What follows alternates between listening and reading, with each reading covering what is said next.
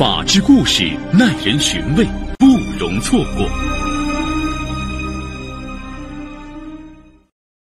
2010年5月8号上午11点多，在贵阳市中兴兴隆小区里发生了一起罕见惨案。一名熟睡在床的男子被一名妇女用菜刀疯狂砍杀。10分钟以后，这名披头散发的妇女似乎才清醒过来，哆嗦着拨通了110报警自首。几分钟后，呼啸而至的警车来到现场，带走了凶手。此时血肉模糊的受害者早已毙命。经法医鉴定，死者刀伤竟然有100多处。这起惨案的凶手张如玉竟是死者的前妻。张如玉1973年出身于贵阳市一个工人家庭，读高中时就与比他大1岁的同学蓝凤婷谈起了恋爱。蓝凤婷父母在农村，家境贫困。中专毕业后，张如玉为了供养已接到大学录取通知书的蓝凤婷完成学业，顶替父亲到贵阳市一家国有企业上班。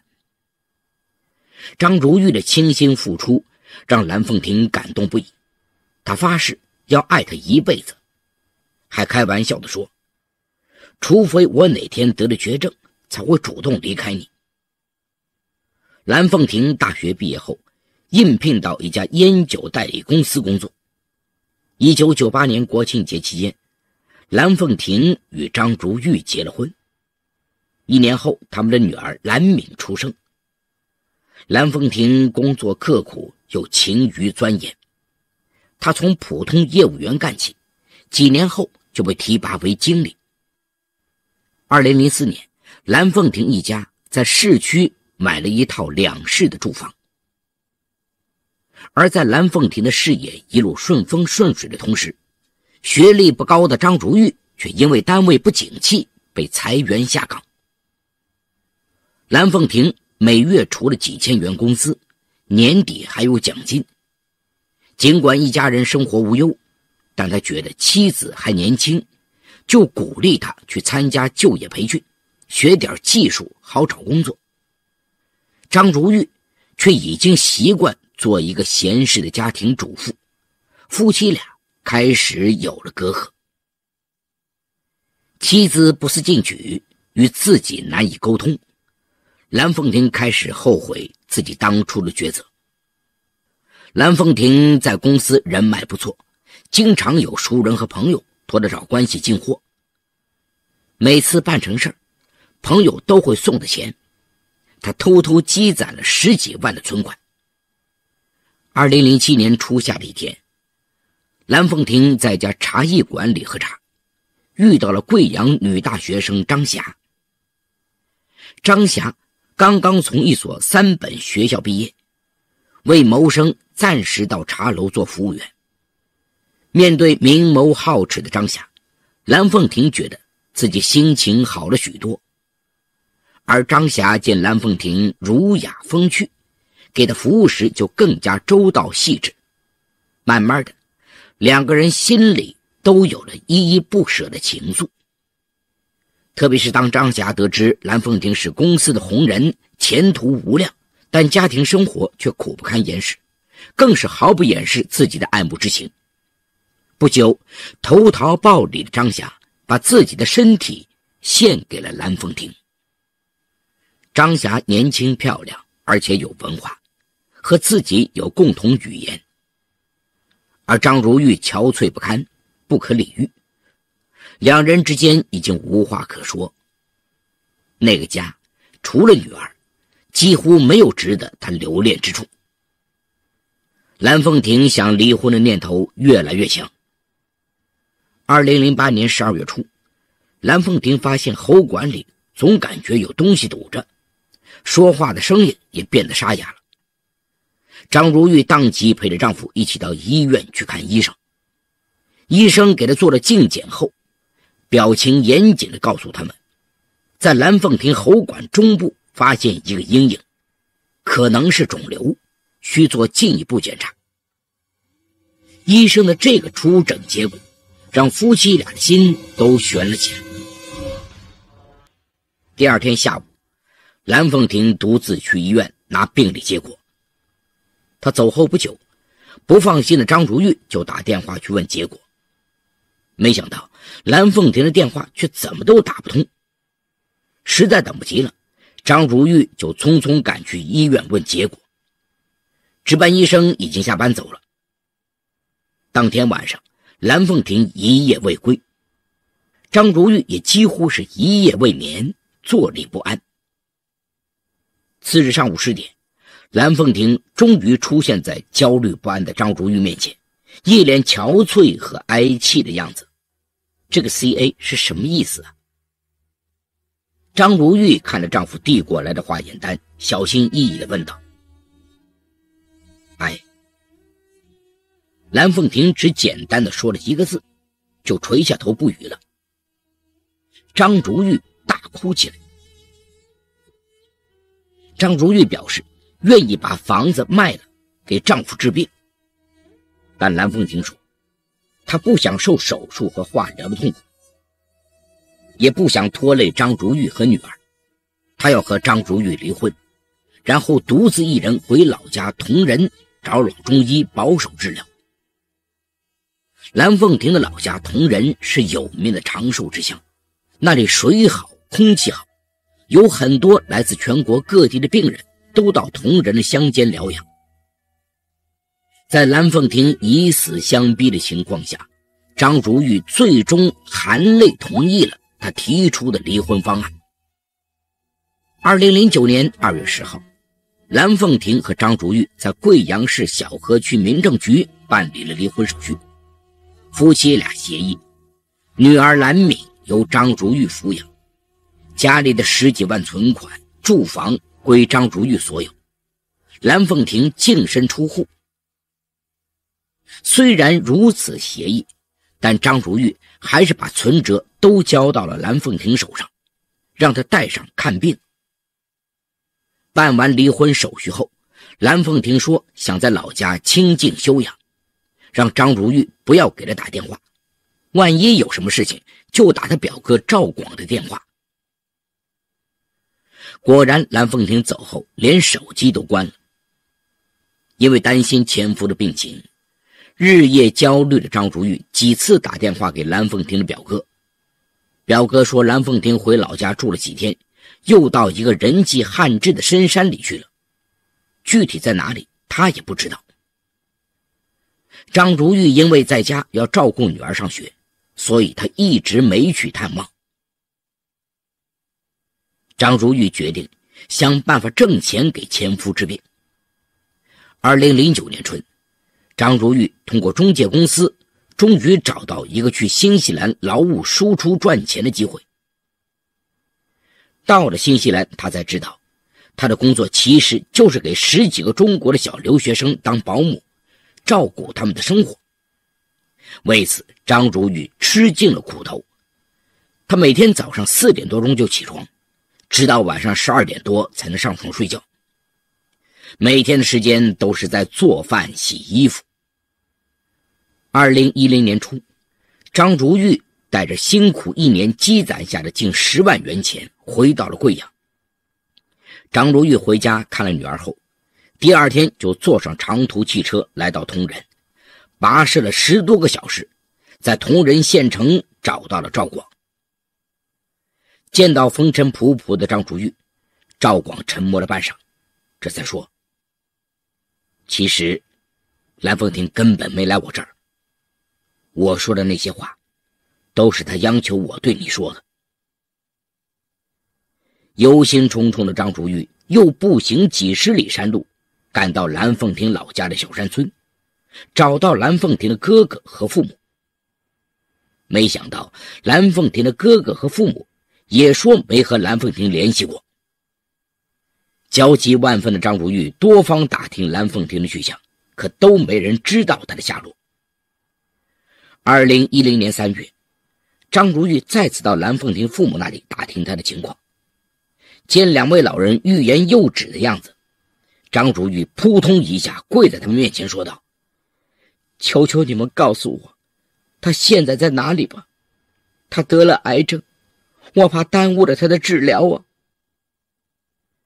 看着泪流满面的张如玉，一番沉默之后，蓝凤亭的父母最终将儿子的新住址告诉了张如玉。没想到，原来蓝凤亭在贵阳市中心又买了一套二手房。当张如玉找到蓝凤亭的新家敲开门时，面对突然出现的先妻，蓝凤亭又惊慌又尴尬。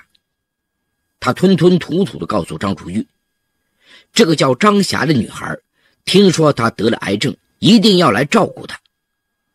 他为了给她个名分，就和她临时去拍了结婚照。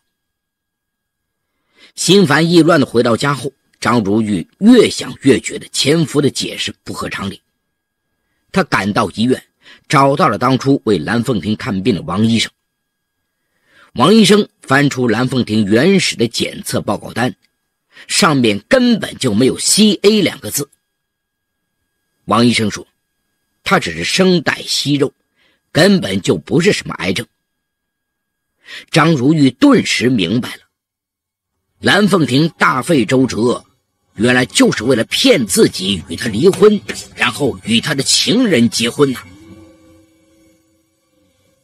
张如玉猜得不错，原来这一切都是蓝凤亭故意导演了一出苦肉计。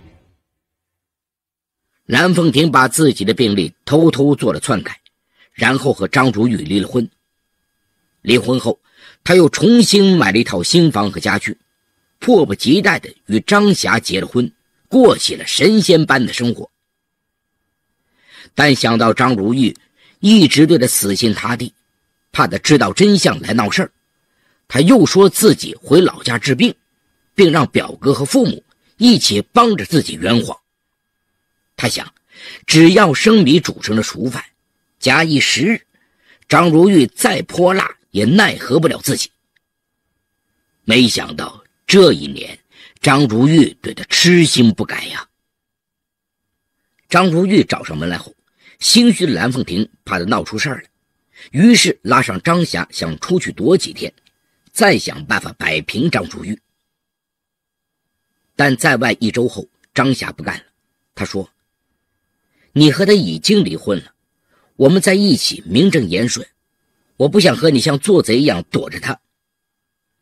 蓝凤亭无奈，只好忐忑不安地回到家里。刚回到家里，一直要逮他的张如玉就带上女儿和娘家人来找蓝凤亭算账。蓝凤亭来了个苦肉计，声泪俱下地说自己一时糊涂，与张霞做下了错事。现在他和张霞已经生米煮成熟饭，求张如玉放他们一条生路。悲愤交加的张如玉哭了骂，骂了哭，最后竟然急火攻心，昏了过去。醒来时，他已躺在医院里，疲惫不堪的蓝凤亭伏在床边睡着了。张如玉的心突然软了下来，他幻想，只要他能重新回家，天大的过错他也原谅了。听到张如玉要他和张霞离婚，蓝凤亭显得异常为难。他说，这个得需要一些时间，张霞也不是什么好惹的女人。蓝凤亭的话让张如玉看到了一丝复合的希望。自那以后，蓝凤亭隔3差5就会回家来住1天，陪女儿一起逛街购物。2010年3月24号下午4点多，张如玉从外面买菜回来，正好看见张霞跟邻居愤愤然地交谈着。见了他，张霞立即冲着大声说，蓝凤亭现在是我老公，请你以后不要再纠缠他，否则可别怪我以后对你不客气。原来知道蓝凤亭被前妻胁迫，张霞也不满，他找上门来让张如玉退出。张霞走后，张如玉也感觉无计可施，思来想去，他决定把女儿蓝敏推给蓝凤亭，希望利用小家伙仇生的心理把他们搅得鸡犬不宁。等到他们夫妻间出现矛盾，过不下去日子，再让女儿把蓝凤婷拉回家。没想到蓝凤婷和张霞毫不犹豫的就把烫手山芋接过去了，而且1个月过去了，居然没传出半点继女与后妈的风波。张如玉每次去见女儿，女儿都对她说，新阿姨对她很好，给她买吃的买穿的。张如玉听罢，气得教训了女儿。几次这样，蓝敏反而对母亲疏远了。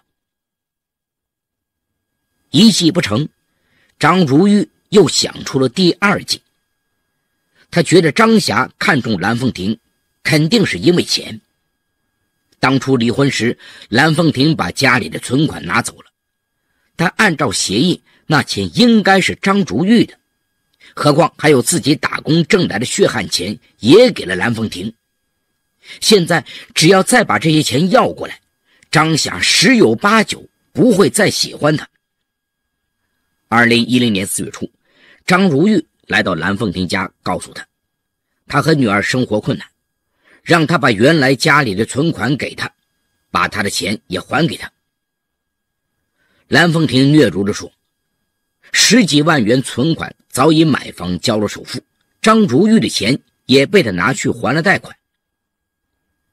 张如玉怒不可遏地说，你听着，赶紧和那个女人离婚，从今以后你还要给女儿抚养费，否则我就去告你。被前妻这样羞辱，蓝凤婷也按耐不住，她说，你爱怎么样就怎么样吧，反正我没钱也不离婚，你再闹下去，我也对你不客气。张如玉大哭而归呀。经过蓝凤婷苦口婆心的做工作，最终张霞只同意每月付蓝明500元生活费。但那段时间，蓝凤婷打牌输了钱，手头紧张，张如玉足足等了1个月。蓝凤婷不仅不提离婚的事情，连抚养费都没给。电话催促时，蓝凤婷总是推说张霞不同意。一听到张霞的名字，张如玉就气儿不打一处来，把蓝凤婷骂个狗血淋头。2010年5月7号晚上，蓝敏放学后又到父亲那里去了，独自一人在家的张如玉再次打电话给蓝凤婷要钱找茬。蓝凤婷吞吞吐吐地说，你要钱可以，但我们有一个条件，想要蓝敏的抚养权。你现在条件也不好，我觉得为了女儿前途考虑，把她的抚养权给我也好。你放心，我们会善待蓝敏的。张如玉咬牙切齿地说，蓝凤婷，你答应过我要回家的，现在竟然还想夺走我的女儿。蓝凤婷说，实话对你说吧，我对你根本没感觉也没感情，你就死了这条心吧。然后啪的挂掉了电话。凌晨1点10分，他再一次拨通了蓝凤婷的电话。蓝凤婷刚一开口，他就对着话筒破口大骂，气得蓝凤婷把电话挂了。张如玉又拨过去，被激怒的蓝凤婷终于忍不住了，直捣他的痛处，你这个怨妇，连女儿都不愿意跟你，你还有什么脸风光？然后把电话线拔掉了。张如玉醒来已是5月8号中午了。张如玉打电话到蓝凤婷家里，是女儿接的电话。蓝敏告诉他，爸爸昨天晚上心情不好，喝醉酒，现在还没起床，阿姨出去做发型了。张如玉立即起床，匆匆用冷水抹了一把脸，头发都没梳，就从厨房里拿出一把菜刀藏在身上出门，打了一辆车直奔蓝凤婷家里。听到门铃响，蓝敏从猫眼里看是妈妈来了，立即打开了门。站在仇人的客厅里，一种悲怆而绝望的情绪魔爪一样攫紧了张如玉的心。他把手伸进怀里，攥紧了刀把，目光像锥子一样投向卧室。由于不愿让女儿看到接下来的一幕，张如玉说：“你下楼去玩吧。”女儿刚一出门，张如玉就掏出怀里的菜刀，一步一步走进了卧室。张如玉举起刀，发疯一般对准熟睡的蓝凤亭一阵乱砍。得知儿子的死讯，蓝凤亭年迈的父母几乎气死，成天抱着吓得有些呆傻的孙女痛哭。2010年11月，贵阳市中级人民法院开庭审理张如玉故意杀人案时，蓝凤亭白发苍苍的父母来到法庭。庭审时，两位老人双双在法官面前为张如玉求情。蓝凤亭父母的举动不但让台下的旁听者震惊，连张如玉也惊呆了。突然，他扑通一声跪下了，朝着蓝凤亭的父母重重地磕了3个头，忏悔自己的罪行，恳求他们的原谅。好，故事说到这儿就结束了。